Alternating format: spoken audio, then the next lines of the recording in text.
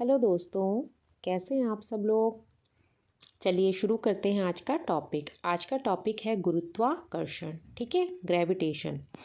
देखिए, गुरुत्वाकर्षण के बारे में सबसे पहले हम जान लेते हैं न्यूटन के गुरुत्वाकर्षण नियम के बारे में।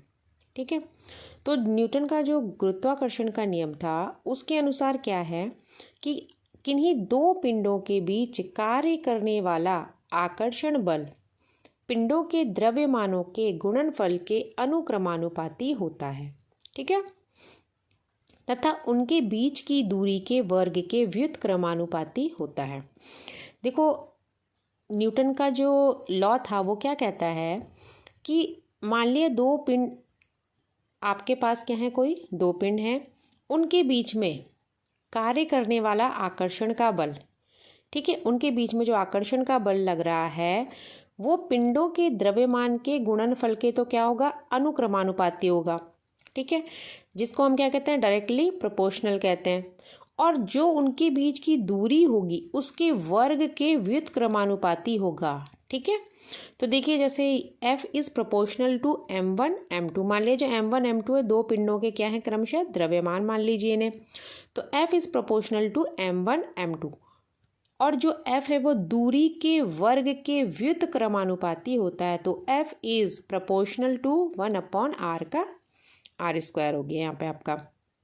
अब देखिए इक्वेशन नंबर 1 और 2 को अगर हम एक साथ कंबाइन कर देंगे तो आपके पास क्या इक्वेशन क्या बनती है, F is proportional to M1 M2/r²। अब प्रोपोर्शनल को हमको हटाना है तो इसके लिए हम कांस्टेंट लेते हैं, तो यहाँ पे हम जी एक क्या ले लेते हैं, कांस्टेंट ले लेते हैं, और प्रोपोर्शनल की जगह में इक्वल का यूज़ हो जाएगा। तो F is equal to G M1 M2/r²। जो यहाँ पे जी हमने यूज़ किया है, तो जी क्या है, जी एक सार्वत्रिक गुरुत्वाकर्षक नियतांक होता है। ठीक है, और जो जी की वैल्यू है 6.67 इंटू 10⁻⁻11 न्यूटन मीटर स्क्वायर प्रति किलोग्राम स्क्वायर होती है। अब जो जी का जो प्रायोगिक मान हमने अभी बताया 6.67 इंटू 10⁻⁻11, इसको सबसे पहले दिया था हेनरी कैवेंडिश ने।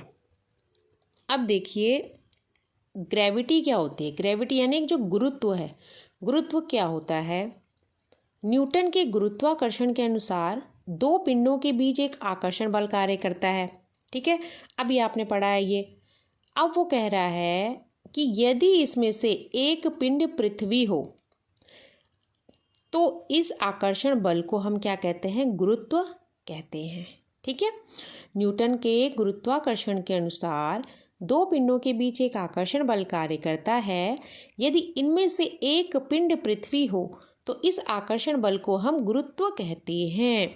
अर्थात एक डेफिनेशन आपको दी गई है कि गुरुत्व वह आकर्षण बल है जिसमें पृथ्वी किसी वस्तु को अपने केंद्र की ओर आकर्षित करती है, और इस बल के कारण जो त्वरण उत्पन्न होता है उसे गुरुत्व जनित त्वरण स्मॉल जी से रिप्रेजेंट किया जाता है।